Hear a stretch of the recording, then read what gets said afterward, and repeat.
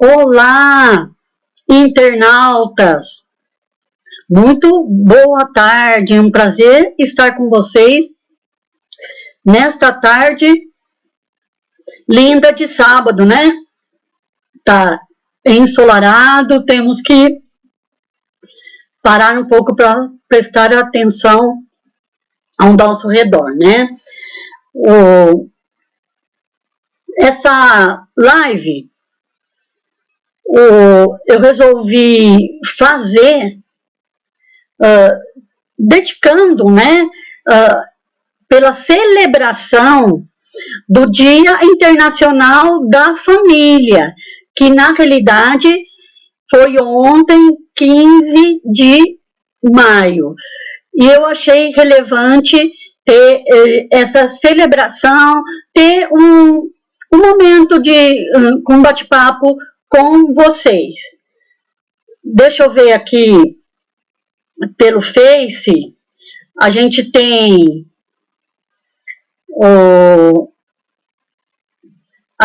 o bate-papo aqui.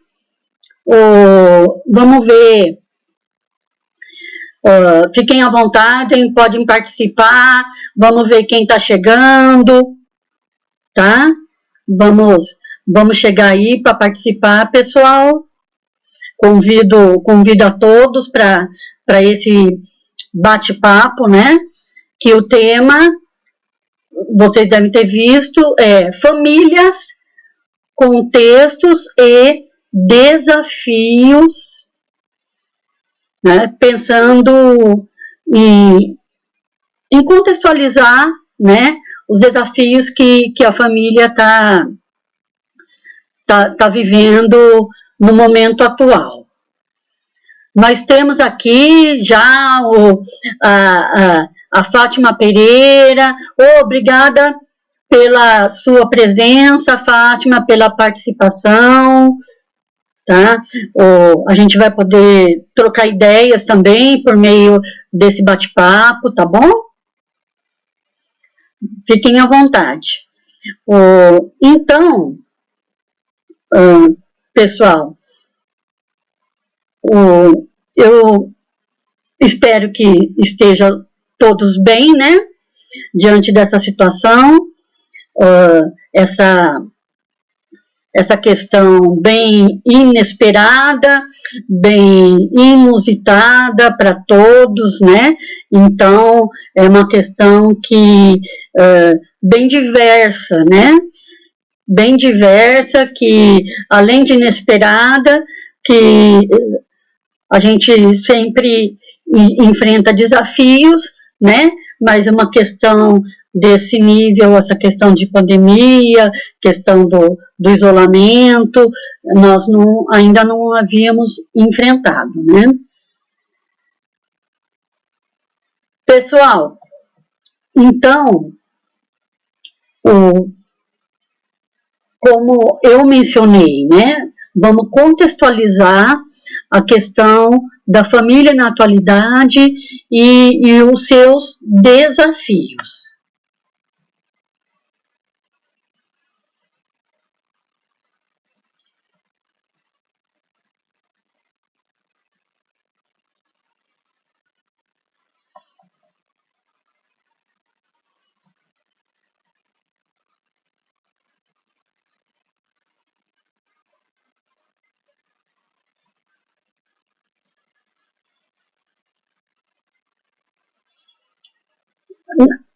Uma das melhores formas de compreendermos a família é entendê-la enquanto sistema. E o que é a família enquanto sistema? A família enquanto sistema, ela implica que ela é um todo organizado, todos os membros da família, eles formam um todo organizado com um objetivo comum. Os diferentes subsistemas, e esses diferentes subsistemas, na realidade, eles se relacionam e, a partir daí, a mudança de um subsistema, de qualquer membro familiar, vai repercutir em todos. Então, a gente pode comparar a família tal como o nosso organismo, que o mau funcionamento de um órgão já vai repercutir em outros. Né?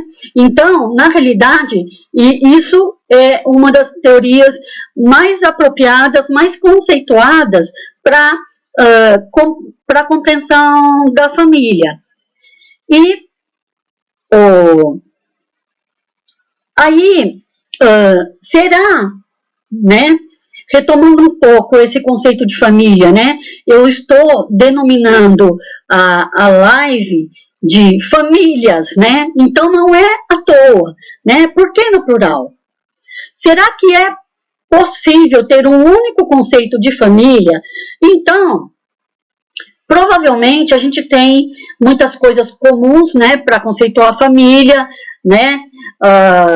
Às vezes a gente até compartilha, mas cada um vai ter a sua percepção, cada um vai ter a sua noção, que é a sua visão, a sua interpretação de acordo com a sua vivência no seio da família mesmo, né?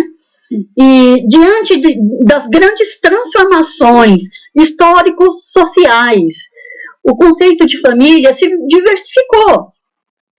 Então, não podemos falar que exista um único conceito de família.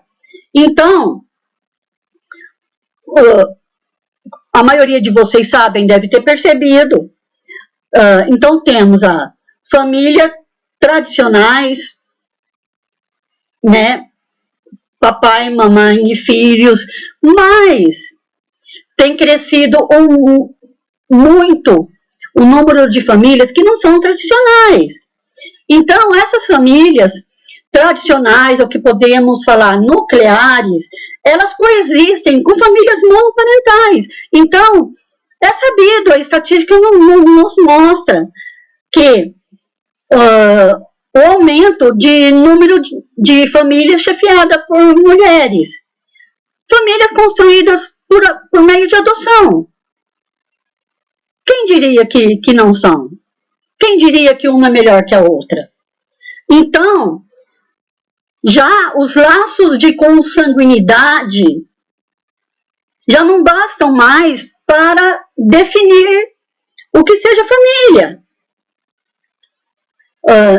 A família também é construída pelos laços de afetos, não somente por laços consanguíneos, né? Então, Lévi-Strauss, o antropólogo, ele já nos alertou para isso. Temos as famílias reconstituídas, gente, com as grandes transformações, com o aumento do número de divórcio, pode haver ainda aumento do número de casamentos, mas há um aumento também no número de divórcios. Temos as famílias reconstituídas, então, os meus, os seus e os nossos, né? Então, são filhos de uniões diferentes. E temos as famílias homoparentais, né? E nas quais dois homens, duas mulheres, né? Elas exercem as funções parentais, formam uma família e com laços de afeto, né?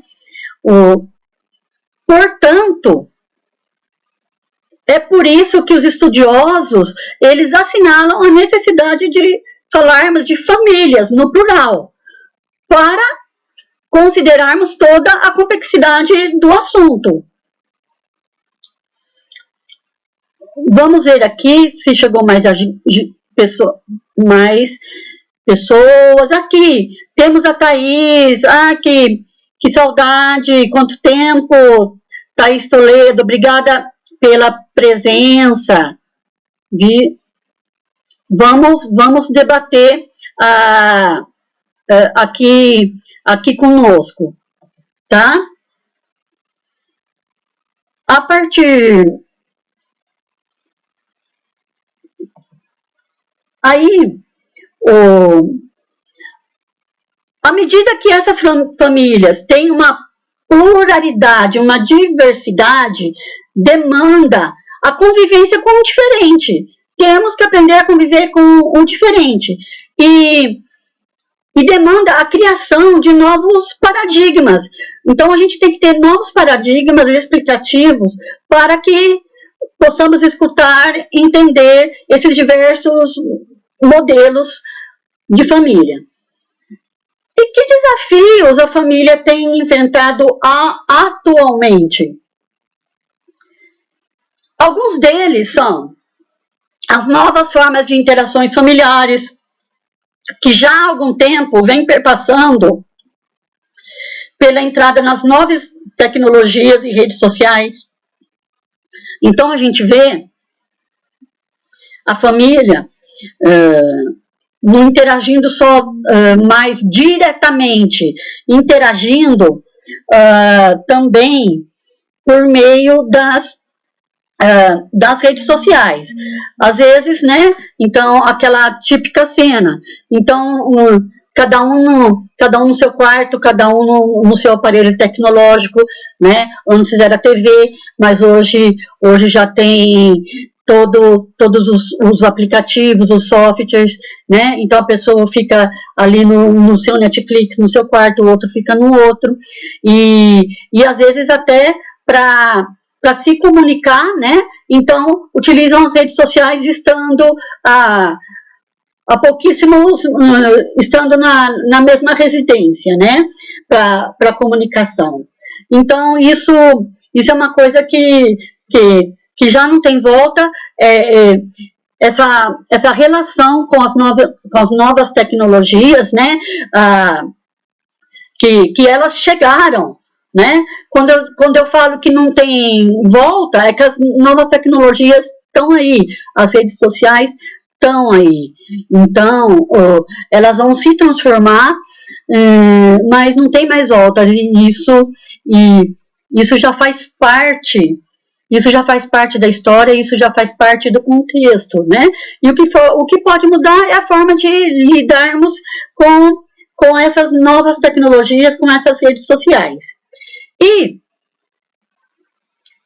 pessoal, temos que lembrar que viver é estar diante do inesperado, das incertezas.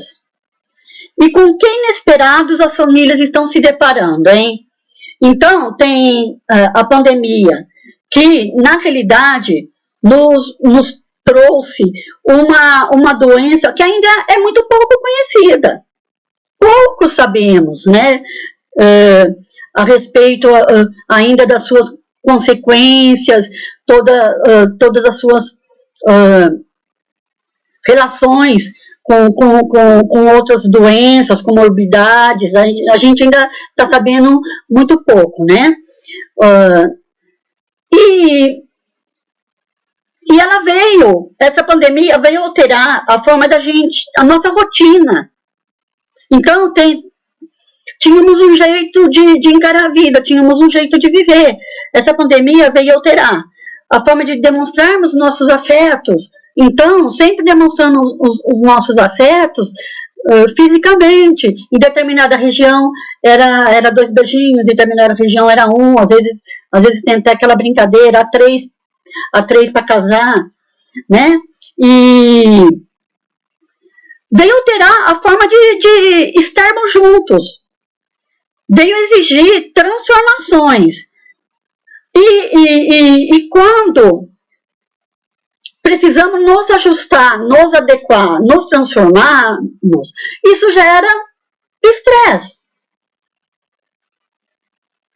Estresse não significa necessariamente que será o estresse patológico. O estresse acontece sempre em situações novas, como quando temos que nos ajustar, né?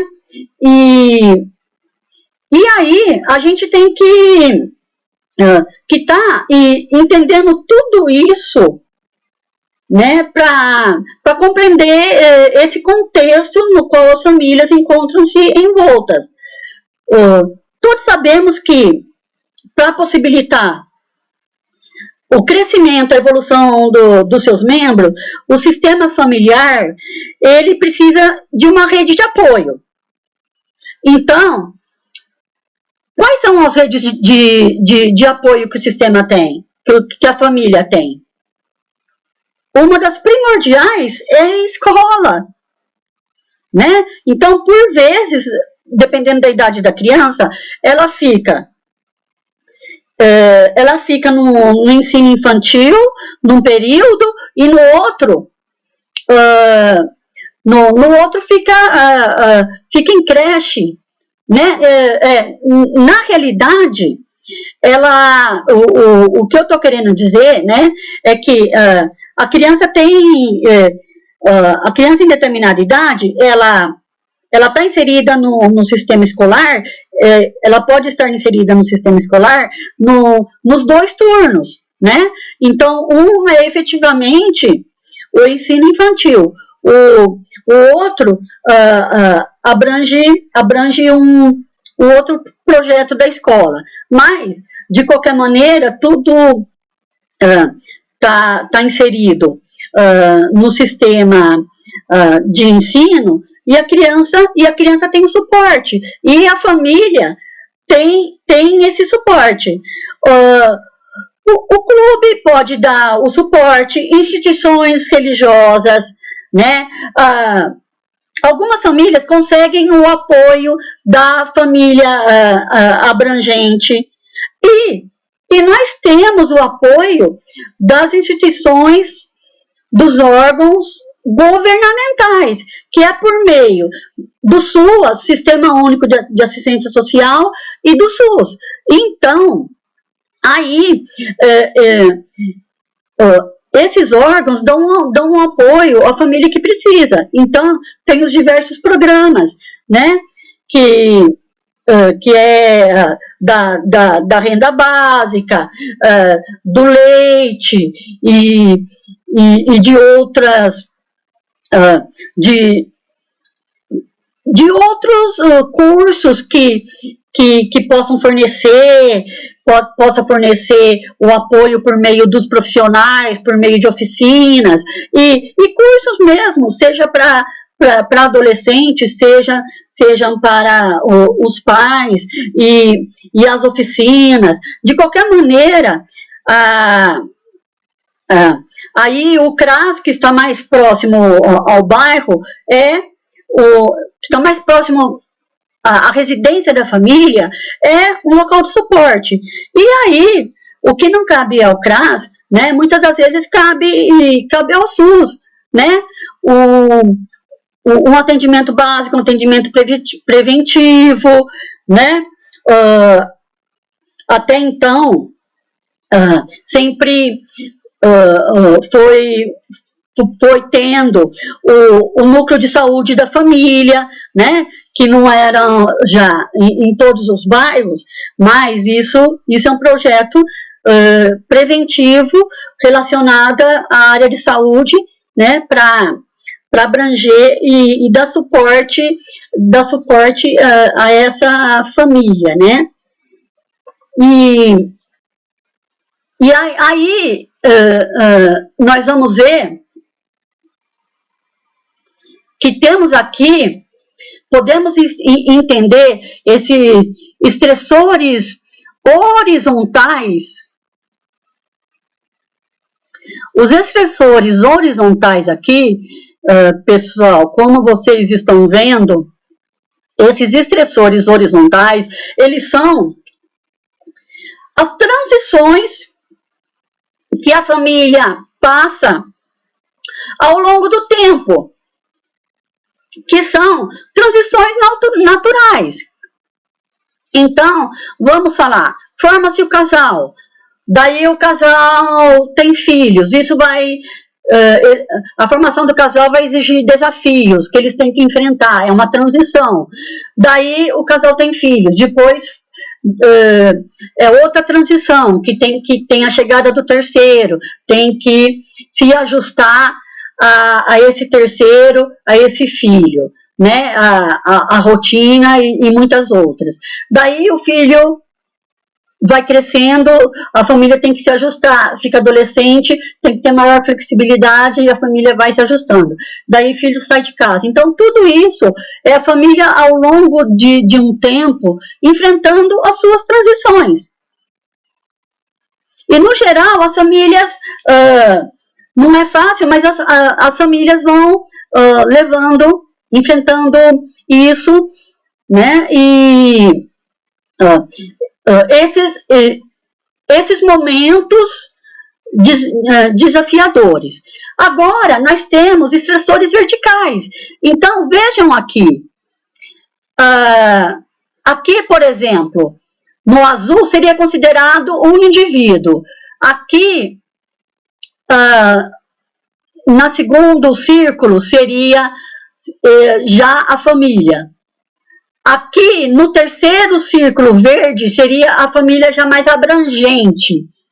Aqui no amarelo, o círculo maior ainda, nós temos a comunidade, o trabalho, o bairro. E no laranja, o contexto maior ainda, um macro contexto, que seria social, cultural e político. Então, fora essas transições, ocorrem esses estressores verticais. O que seria um estressor individual? A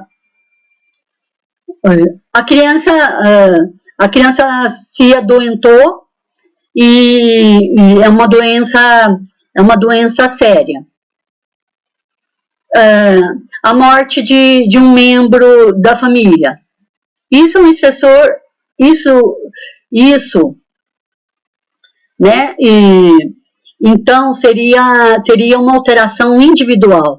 E lembra que eu disse, qualquer mudança em qualquer dos membros afeta todo o sistema, tudo repercute.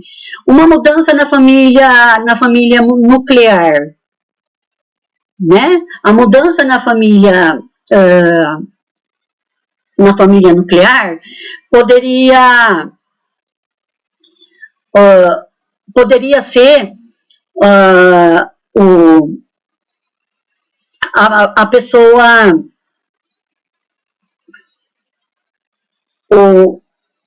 houve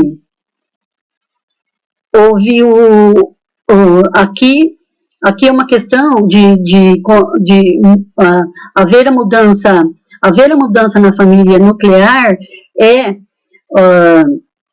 alterar toda a família. Então, a família precisa se mudar. Ela paga aluguel e agora o proprietário precisa da casa. Então, isso seria um estressor vertical que implica que a família precise se mudar.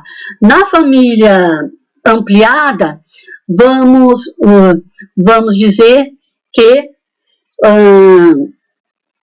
ocorre a doença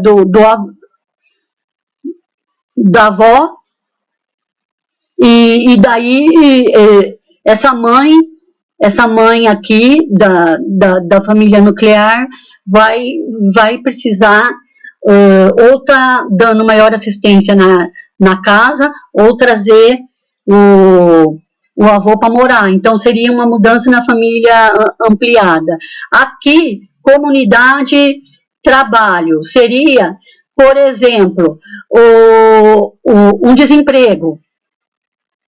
Tá acontecendo alguma coisa no bairro, vamos dizer, o bairro começa a se tornar bastante bem visado por traficante de drogas, né? Então, isso é uma alteração na comunidade que repercute em toda a família.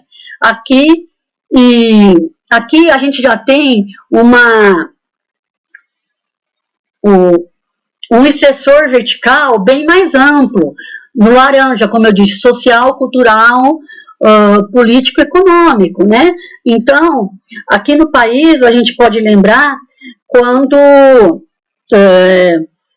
quem não é tão novo, né, vai se recordar de quando logo, em pouco tempo da eleição do presidente Collor, em 89, ele decretou o confisco da poupança. E isso repercutiu que quem tivesse no mínimo 50 mil à época da moeda na poupança.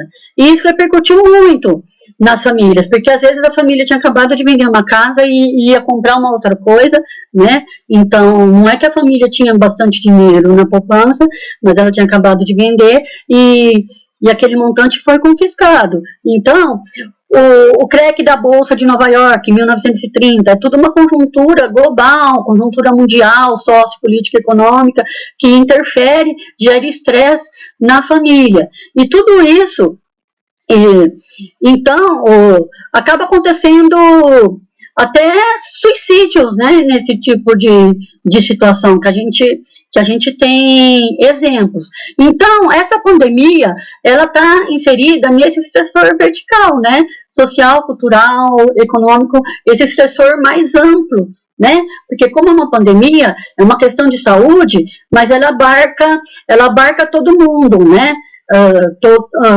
o sistema mais amplo, a todos nós.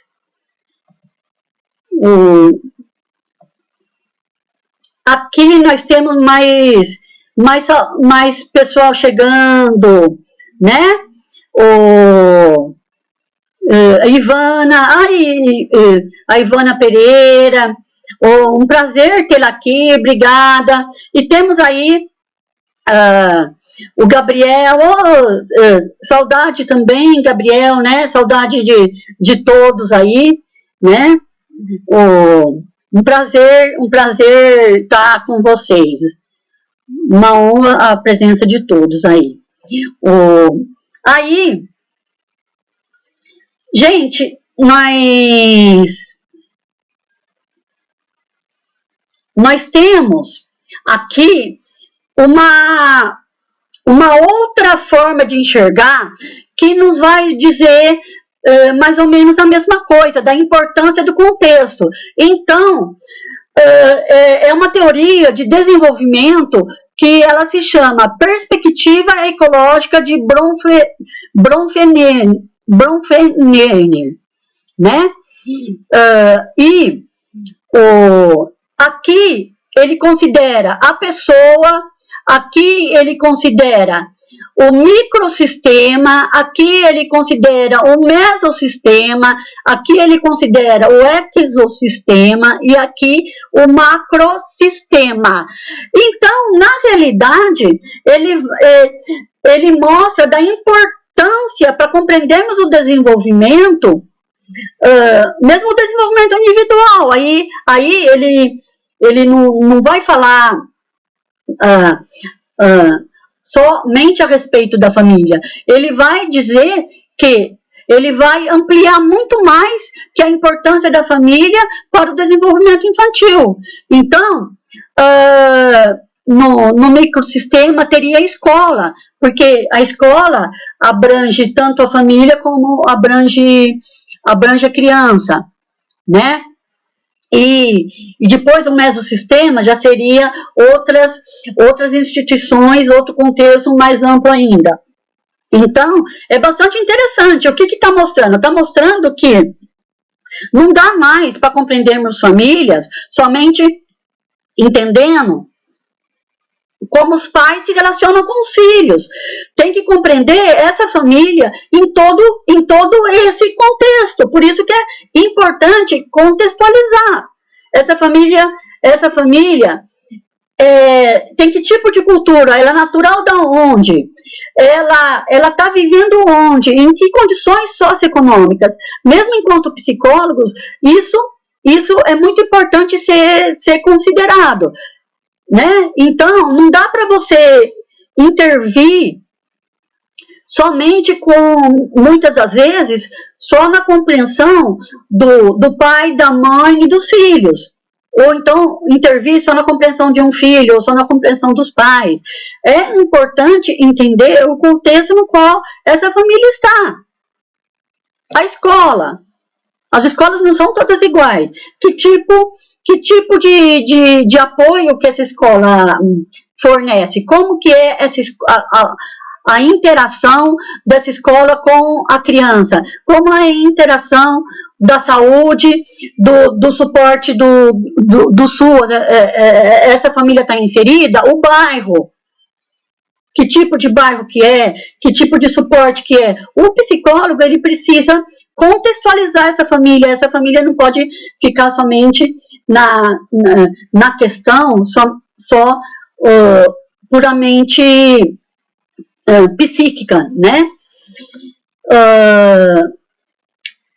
E aí, esse autor, então, ele nos mostra, né?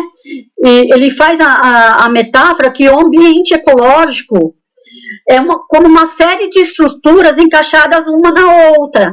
E ele faz a metáfora da matriosca russa, né? Então, acho que vocês já devem conhecer.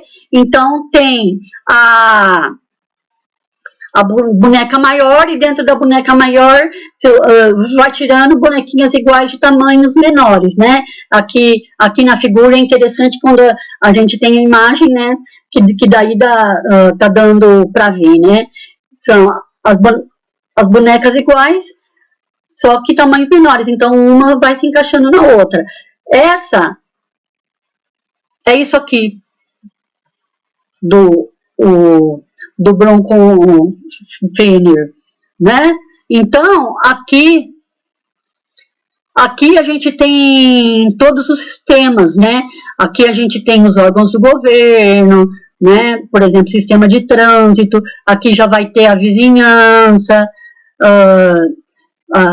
Aqui tem a pessoa. Aqui tem o lar, a vizinhança, a escola. Aqui já vai ter o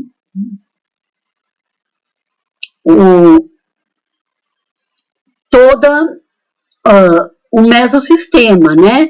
Que seria a intervenção entre dois microsistemas. Então, seria a intervenção da escola, a intervenção do lar na escola, da escola no lar. Então, para esse autor se encaixa aqui no microsistema, para esse autor, quando há essa troca, se encaixa aqui no mesossistema. E o exossistema já seriam esses diferentes órgãos governamentais, que daí a gente já encaixaria o SUAS, né? Esse apoio de SUAS, de CRAS, de CREAS, né? Se intervindo, pode ser só com os pais ou fazendo a intervenção somente com os filhos. Então, isso é para mostrar a importância de todo esse contexto, né? Aqui, então, seria uma outra forma de mostrar que tem a matriosca, né? Que uma estrutura dentro da outra. Então, eu trouxe essas 3 figuras para vocês. E aqui, então, está a pessoa, o microsistema, o mesossistema, exossistema e macrosistema. E, pessoal, na realidade, então, as maiores consequências, né, que está tendo a pandemia, esse contexto atual, além do medo que por vezes fica exagerado e às vezes tem um paradoxo de negar, né? Então, mas por vezes a gente viu uma correria por máscaras antes, a gente viu também acabando o álcool gel, pessoas usando máscaras e que eram máscaras mais apropriadas para os profissionais da saúde. Então, tudo isso refere ao medo, né? Mudanças no padrão de sono e alimentação, agravamento de doenças crônicas, a depressão. Então, nós estamos muito no piloto automático. E temos que produzir, e temos que fazer, senão eu não vou ser gente. O que é a nossa existência? O que é o nosso ser? Nós estamos muito no piloto automático. Aí pode advir o tédio pela mudança das nossas atividades, né?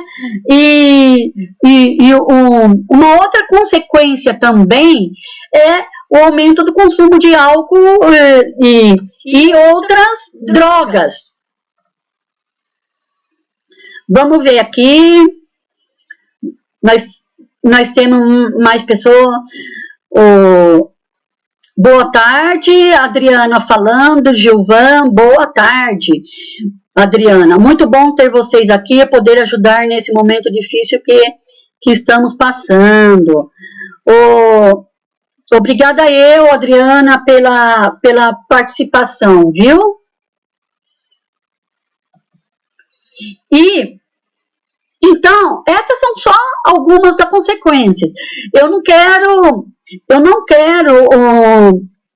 ter a pretensão de esgotar esse assunto que é muito complexo. É somente trazer algumas reflexões e um espaço para um bate-papo aí, né?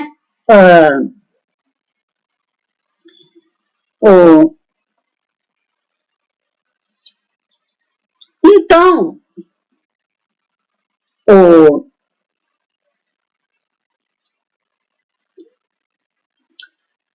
que desafios que a família tem, né? Quando eu digo que a pandemia atinge as famílias de forma desigual, que a pandemia atinge as famílias, esse impacto nas famílias ocorre, na realidade, de forma desigual. Conforme já o suporte e recursos que a família tenha, conforme já as condições da família, ela vai receber esse impacto diante desse contexto que estamos passando.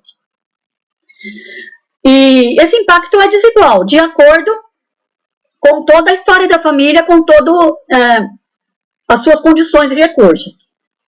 Em um país onde já reina a desigualdade, não podemos negar, isso está nos indicadores. As consequências socioeconômicas da pandemia tendem a maximizar essa desigualdade, essa desigualdade aumentar ainda mais. E atinge as famílias mais vulneráveis. E essas famílias mais vulneráveis são as que precisam do apoio da escola. E agora elas não têm esse apoio da escola. Se eu preciso trabalhar em home office, como dar atenção aos meus filhos? Se tenho que ganhar o pão de cada dia, onde deixar as crianças? Então são algumas coisas que temos que pensar, né? Como ter o apoio do SUS, um sistema que tende ao colapso. Porque não tem como ter o número de UTIs, né? E para todo mundo que vai precisar, é isso que eles falam, o sistema entrar em colapso, né? E aí, essas famílias mais vulneráveis, elas não estão tendo esse apoio da escola e muitas vezes também não vão ter mais não contam com o apoio do SUS, né? Quando eu digo não vão ter o apoio da escola, mas é interessante, um alento. A gente vê que tem professores, que tem escolas que estão procurando acolher os seus alunos, as suas famílias. Então, que acolha a sua classe, que acolha aqueles alunos, que acolha aqueles alunos daquele bairro, já repercute, já é alguma coisa, né, de um suporte, mas não são todas. Então, crianças ficando em casa, né, a gente sabe que traz que tem várias repercussões, né, várias implicações, e algumas eu já mencionei aí, né. Gente, como efetivar as medidas de prevenção contra o coronavírus? Se a residência tem muitas residências que têm 2 cômodos, então temos que enxergar para além do nosso modelo de família, para além da nossa realidade, enxergar o outro, ter empatia, né? A residência tem 2 cômodos e às vezes os bairros nem contam com condições sanitárias. Já não contava antes e agora precisa lavar as mãos, precisa ter higiene.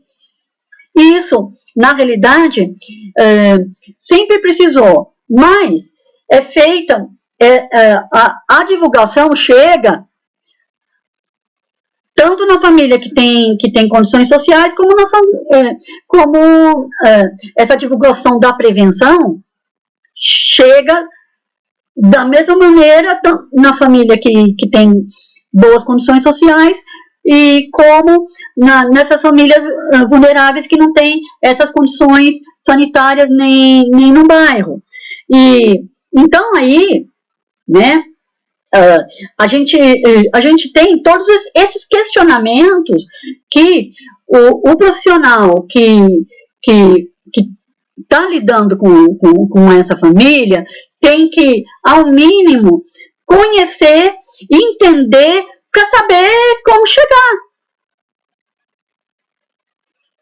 A pessoa não consegue fazer uma leitura de qualquer informação. Às vezes as pessoas têm dificuldade de interpretação. Agora, interpretar essa questão do logaritmo, que cresce em escala logarítmica, né? Exponencial. Como que vai interpretar isso, né? Que a transmissão passa para vários e vai crescendo nessa escala logarítmica, nessa escala geométrica, né? A pessoa não consegue ter essa compreensão. Tudo isso é importante ser visto, né? E essa pandemia trouxe à luz os problemas já existentes nas sociedades e nas famílias. Se o relacionamento conjugal ele está conflituoso, mas ainda estão pondo para debaixo do tapete, está escondido por diversos recursos evitativos, com isolamento conjunto, não dá mais para esconder o sol com a peneira. Trouxe à luz essas dificuldades que poderiam já existir nas famílias. Dificuldades inerentes à hierarquia familiar, ao exercício dos papéis parentais, né, estão à mostra como uma fratura exposta. Né? Então, às vezes, a família, não estou generalizando, mas, por vezes, a família se abdicando do papel parental, do seu papel educativo, coloca nas mãos da escola. Por vezes, essa família pode até conhecer pouco os seus filhos, interagir pouco com esses. E aqui não estamos tendo nenhum julgamento, né? Estamos falando que muitas vezes as dificuldades no exercício dos papéis parentais, eles ficam à mostra agora como uma fratura exposta, ficam à mostra agora. Por quê? Se os filhos têm que ficar, porque não pode ir num lugar, já não vai em um curso que fazia, já não vai socializar com amigos, já não vai na escola, então aí os pais é que estão defrontando os olho a olho, tanto o casal como os pais e filhos, né? E aí, então, tem vários profissionais, né? Inclusive expoente da terapia familiar, Corina Schauble, que crê que o abismo dessa desigualdade será aumentado e uma realidade que vai ter que ser enfrentada nesse contexto após pandemia. Mais do que inovação tecnológica, vamos precisar de inovação na empregabilidade. E aí, como eu disse, há uma tendência ao aumento do uso de álcool e outras drogas nesse momento de estresse, né?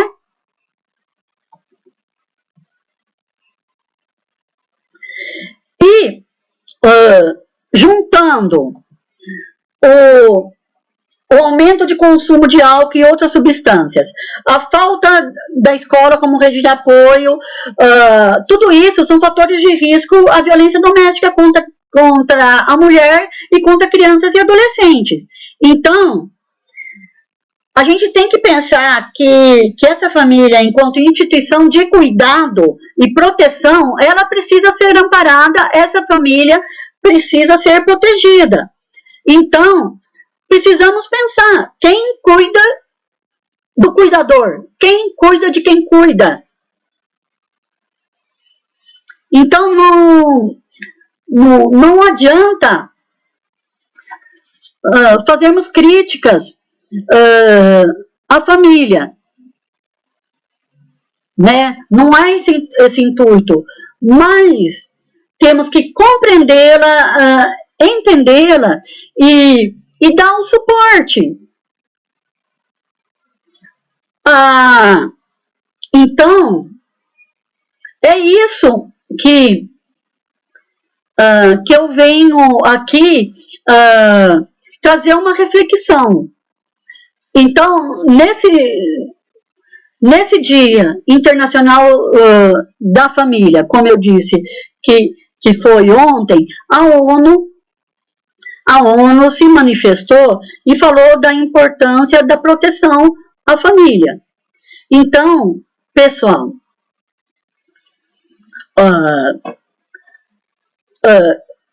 o que vocês estão vendo? Que proteção que está tendo essa família, principalmente as mais vulneráveis, né? Como que está o papel de redes dos órgãos governamentais, da sociedade civil, de de cada cidadão nessa questão da proteção à família. Então, isso tem que ser bradado mesmo, tem que ecoar para todos os cantos, ressoar, né? Porque, como eu mencionei, num país onde há tanta desigualdade e ainda há muita vulnerabilidade, é preciso proteger a família, cuidar dela.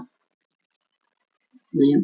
E se não cuidarmos da família, pessoal, corre o risco de esse sistema social, socioeconômico em que vivemos, toda essa desigualdade social, toda essa fragilidade desse tecido social se esgarçar, se romper. E aí fica difícil essa comunhão, essa interação da sociedade. Então, é uma coisa que acaba repercutindo a todos, né? Então, por isso que é um alerta, né? E isso será um alto preço a pagar, né? Essa ruptura desse já tão esgarçado tecido social. E retomando, né?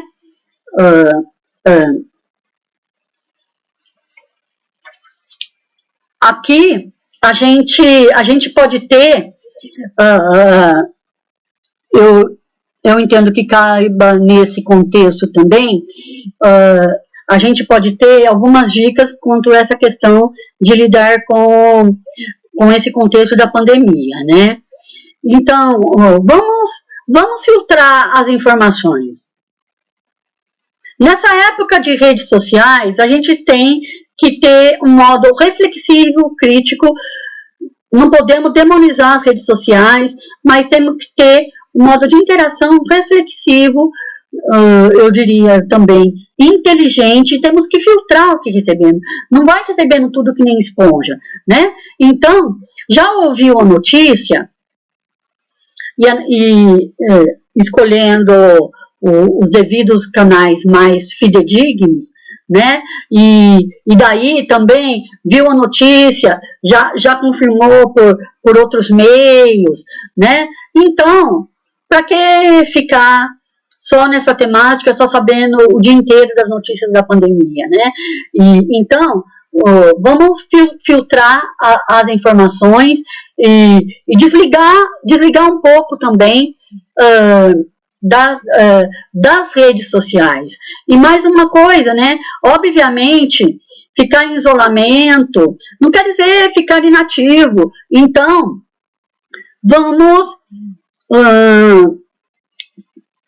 vamos manter atividades. Algumas atividades que podem ser feitas, outras utilizando a criatividade, atividades que não fazíamos, dar início, né? Então, isso não quer dizer ficar parado. E é o tal negócio.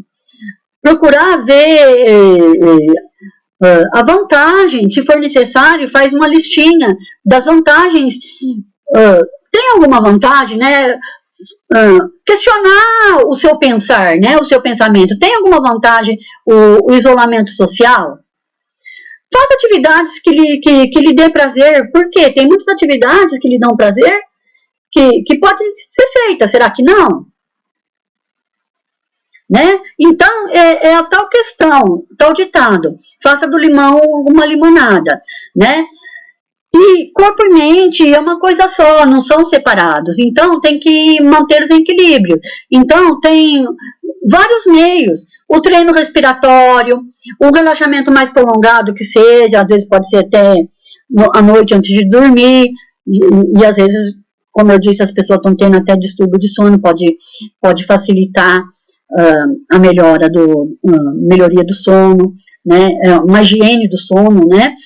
Então, pode ter o relaxamento mais prolongado, a meditação, o mindfulness, né. Então, nós temos que estar aqui, né.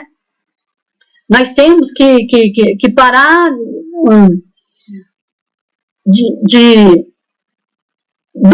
sair do automático, saímos do piloto automático, a gente sem perceber, e nessa roda viva você vai fazendo muita coisa no automático, então temos que parar, vamos degustar aquele alimento, não na correria, então perceber a sua consistência, perceber a sua cor, visualizá-lo efetivamente, o seu sabor, né? Então, é uma coisa que daí você fica ali diante do momento presente, né? E não somente reportando-se ao passado e a uma ansiedade futura, né? E pode haver muito preconceito diante da doença, da Covid-19. Então, nós sabemos que há muito desconhecido ainda sobre a doença, né? E pode haver o preconceito. Então, tem que tomar cuidado com os nossos próprios preconceitos, né? E dizer sim à solidariedade, dizer sim a solidariedade só vai nos trazer bem-estar, porque Martin Seligman, da psicologia positiva, já nos dizia que você tendo uma ação benéfica, positiva diante do outro, isso reverte em bem-estar para você. Você tem um prazer com isso, você fica feliz, você fica alegre, você fazendo uma boa ação, né, em prol do outro, da empatia. Então, isso te traz o bem-estar, né? E vamos ver aqui como que tá o bate-papo. Olá! Pessoal, e aí? O que vocês querem mencionar? Eu tenho aqui mais umas palavras, mas vocês poderiam fazer questões, vocês poderiam colocar o posicionamento de vocês participando aqui. Podem ficar à vontade, comentem no bate-papo que daí a gente poderia ter esse debate. O que vocês querem? Algumas dúvidas, colocar o posicionamento de vocês, o que vocês acham de tudo isso que eu comentei, alguma coisa que vocês queiram que eu fale melhor. Fiquem à vontade, vamos fazer uma troca, um bate-papo.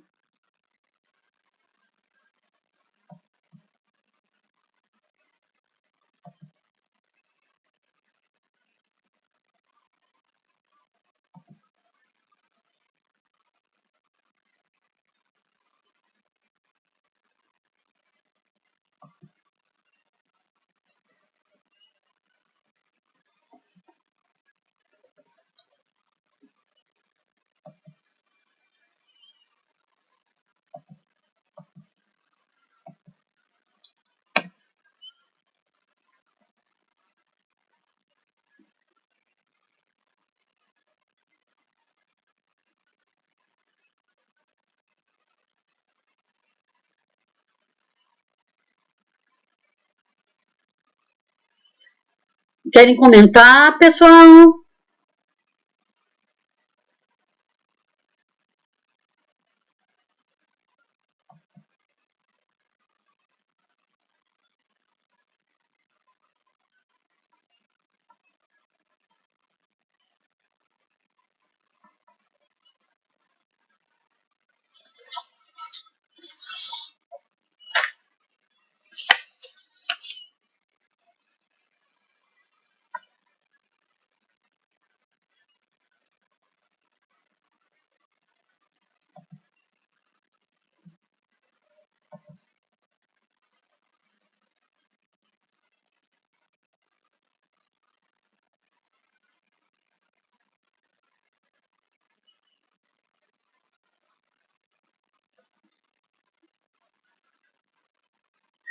A Adriana está comentando que está passando por uma situação complicada, que o pai tem 76 anos, quer estar na casa dela, e ele não para.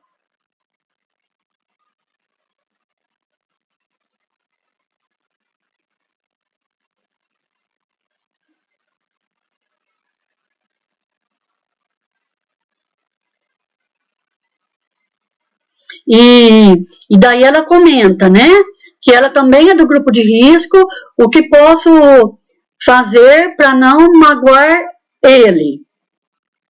Então, a Adriana, deixando claro que isso é só uma troca, não é conselho, tá? Então, porque eu acho que eu acredito no potencial. A melhor coisa é a própria família, claro que com o apoio, né? Mas a própria família conseguir as alternativas. Não é um profissional que vai dar a alternativa e falar faça assim. E também esse não é um espaço para um atendimento psicoterapêutico, então deixando claro que isso não é conselho, não é um espaço para o atendimento psicoterapêutico, mas eu creio que você possa descobrir formas de não magoá-lo, formas de expressar essa sua dificuldade, expressar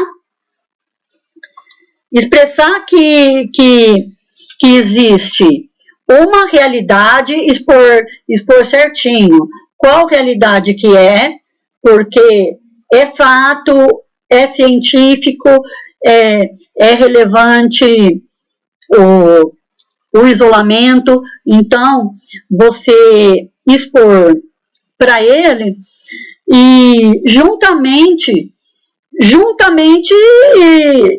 com o seu afeto.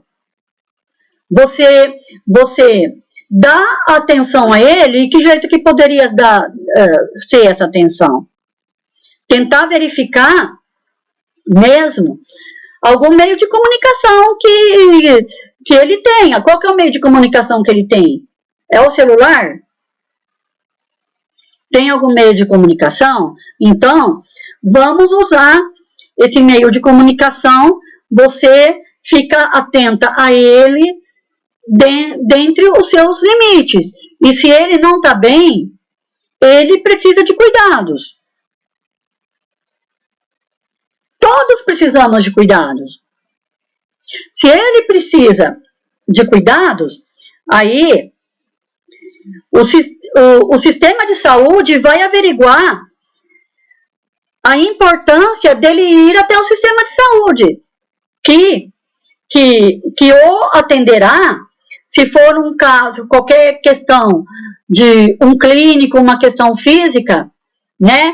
Então, ele será atendido, e se for um caso de saúde mental, então também o sistema de saúde vai verificar para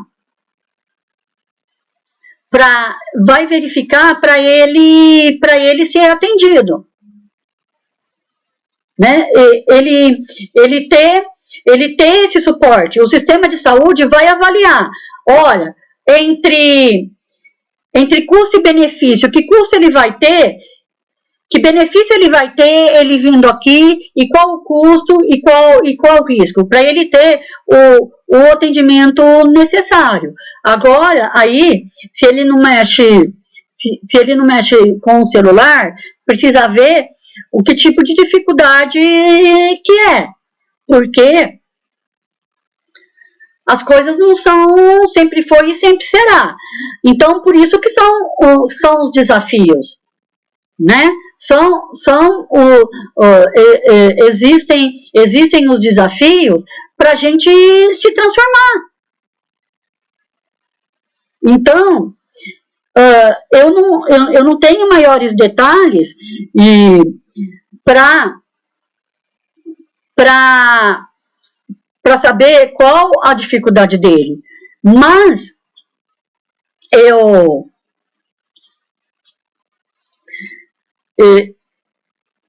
entendo que possa ser uma questão dele ter um apoio de um sistema, né? Ele ter o apoio que possa ser na área da saúde. Como eu disse, os profissionais vão ver. Não, esse senhor compensa ele tá vindo aqui uma vez ao mês, uma vez a cada 15 dias, uma vez por semana. Daí eles vão analisar essa questão. Eu entendo que você poderia verificar essa possibilidade, você poderia verificar essa possibilidade junto ao sistema de saúde. E você disse, né, ele tem um problema auditivo e a idade avançada, né?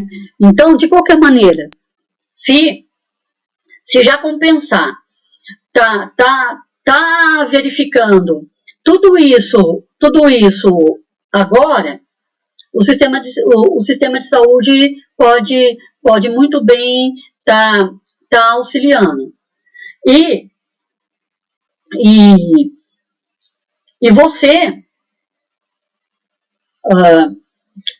você já vai auxiliar bastante se você buscar o atendimento mais efetivo para ele, tá?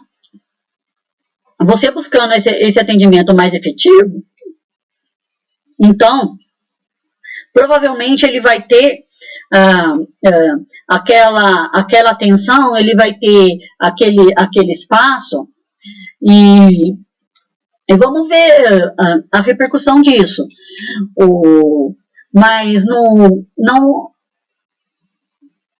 não daria para ficar sozinha, né? Não daria para você ficar sozinha. Você teria que buscar esse apoio e ver se é o caso, os profissionais que vão analisar se é o caso de algum tipo de atendimento para ele. E quanto a essa questão dele não querer ficar sozinho em casa, né? Então são mais detalhes que daí teria que estar vendo, mas ele já não é que ele ficava sozinho, mas saía, né? Pelo jeito é isso, né? Então, mas aí quando a gente fala dessa questão de cuidado, né? E então é preciso lembrar autocuidado.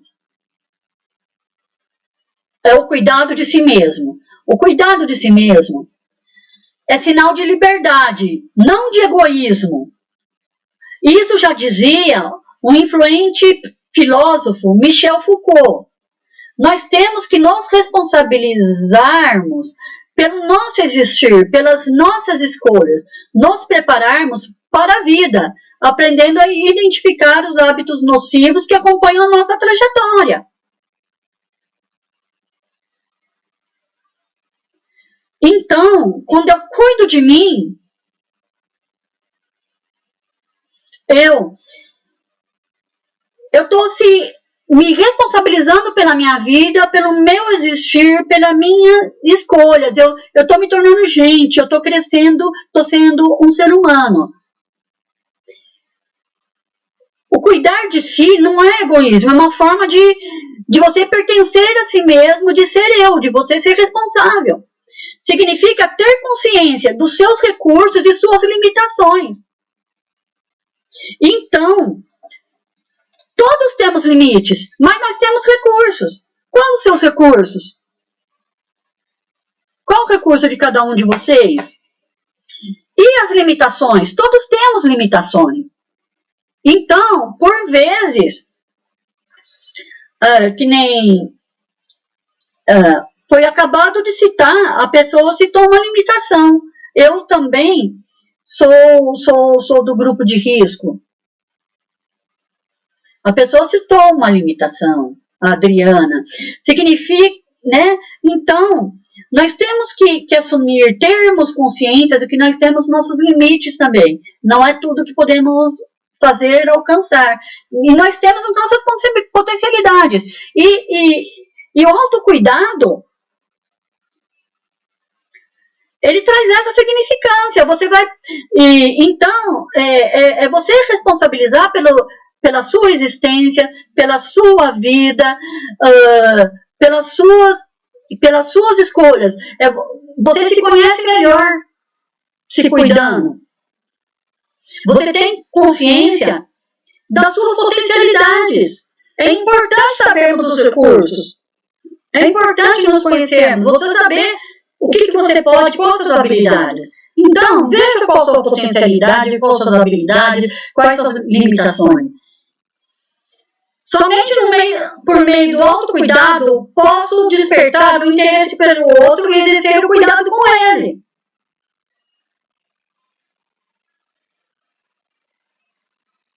Não dá para você, no geral, quem cuida, vamos pensar o cuidador de idosos. O cuidador que tem que cuidar do idoso e ele fica ali 24 horas. Ele precisa ter um momento para ele precisa se cuidar. Porque senão ele vai estressar, porque isso fica durando muito tempo. Essa situação de precisar cuidar do outro é estressante. Então, precisa ter um tempo para si, precisa ter um tempo para o autocuidado.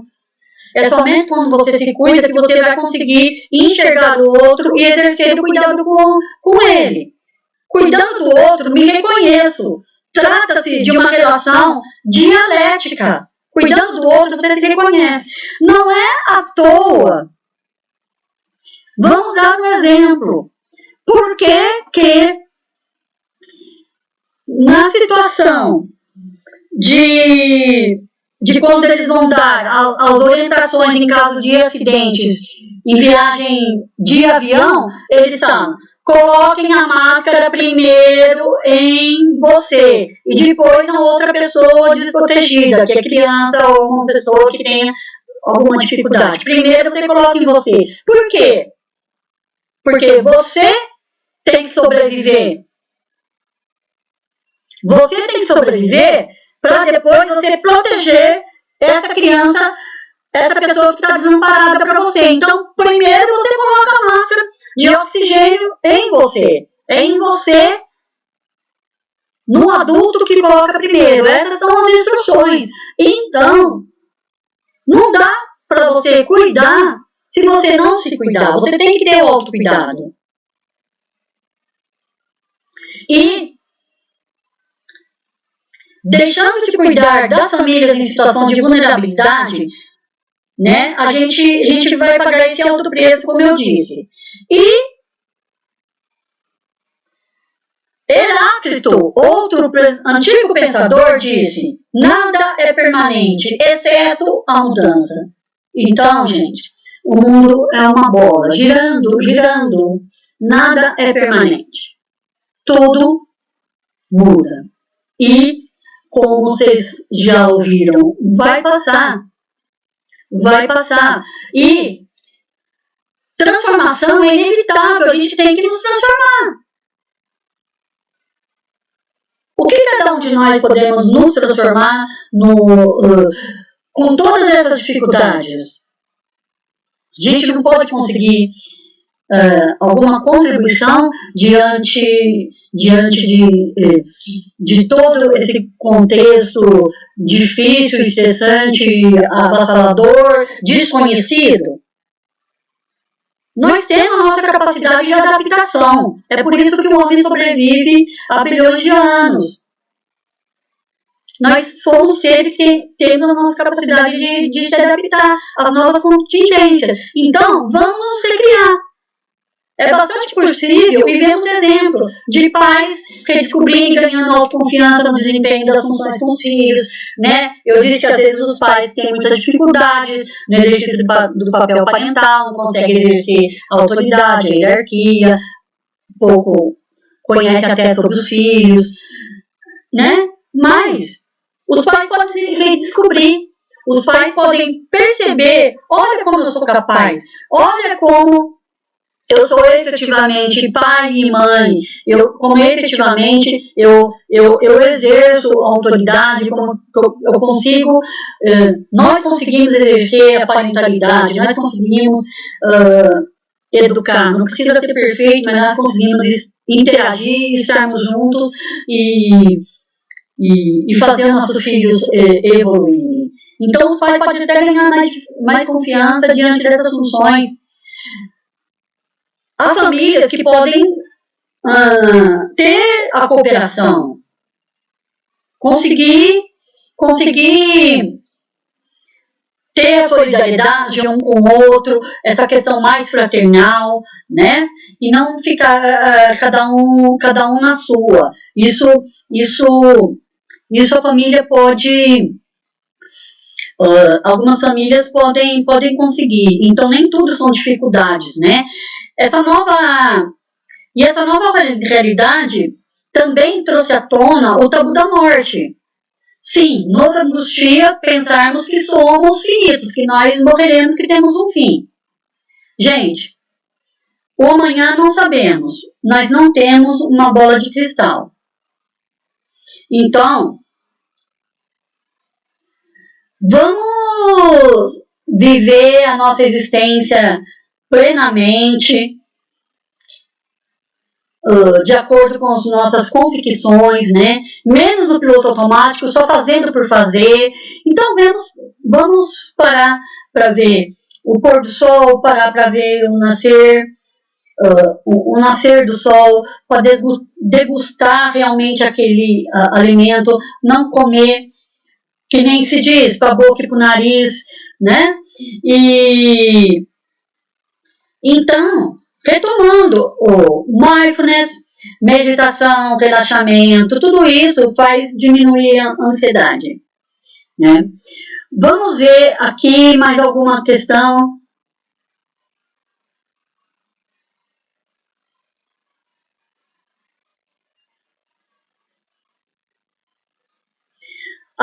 Já mais uma pessoa do Ceará aqui. Eu sou do estado de São Paulo, mas eu conheci o Ceará. Não vou dizer que conheci, né? Mas eu fiz uma viagem de turismo de aproximadamente 9 horas, né? Maravilhoso. E 9 dias, eu quero dizer. Inclusive, eu viajei com carro, né? De Jeri para Canoa, Jericoacoara, para Canoa Quebrada, Fortaleza, né? Maravilha, né? Um prazer ter vocês aqui. E mais alguma questão, pessoal?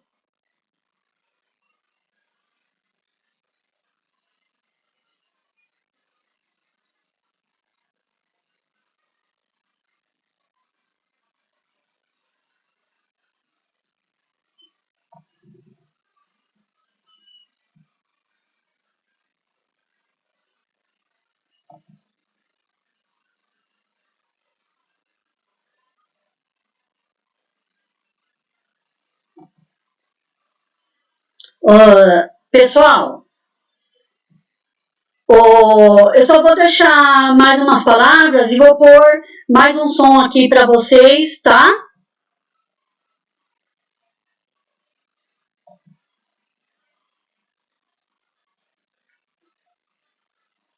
Então, o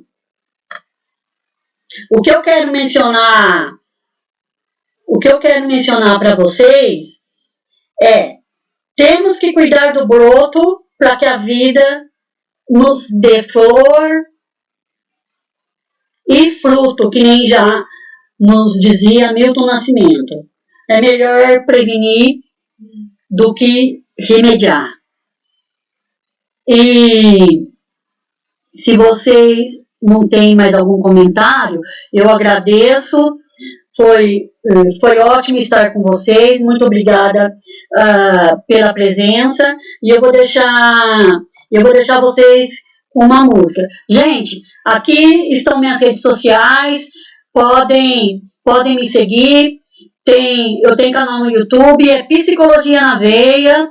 Psicologia na Veia. Tem no Face, eu tenho um blog também, cmtamazo.blogspot.com e o canal no YouTube que se chama Psicologia na Veia. Então acho que vocês lembram do meu nome, né?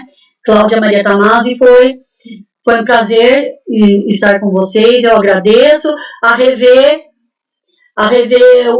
os colegas aí, né? Então tem muitos colegas, Ivani, o Gabriel, a Thaís.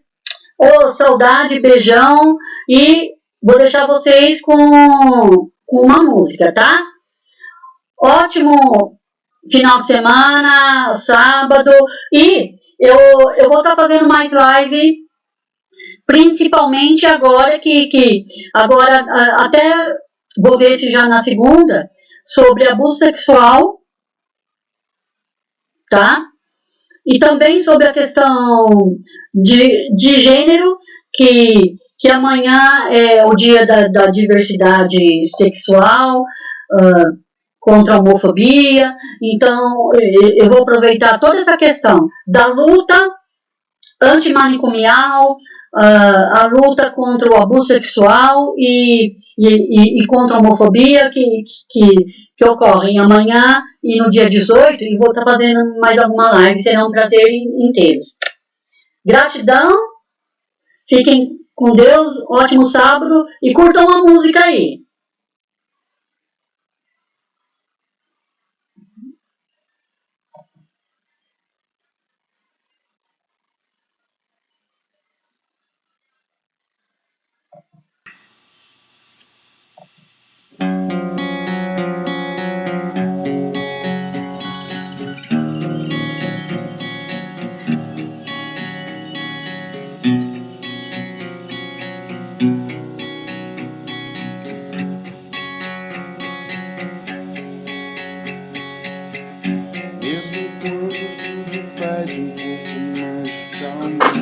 Até quando o corpo pede um pouco mais de alma, a vida não para. E quando o tempo acelera e pede pressa, eu me recuso, faço hora, vou na valsa. A vida não para. E quando todo mundo espera a cura do mal e a loucura finge que isso tudo é normal, eu finjo ter paciência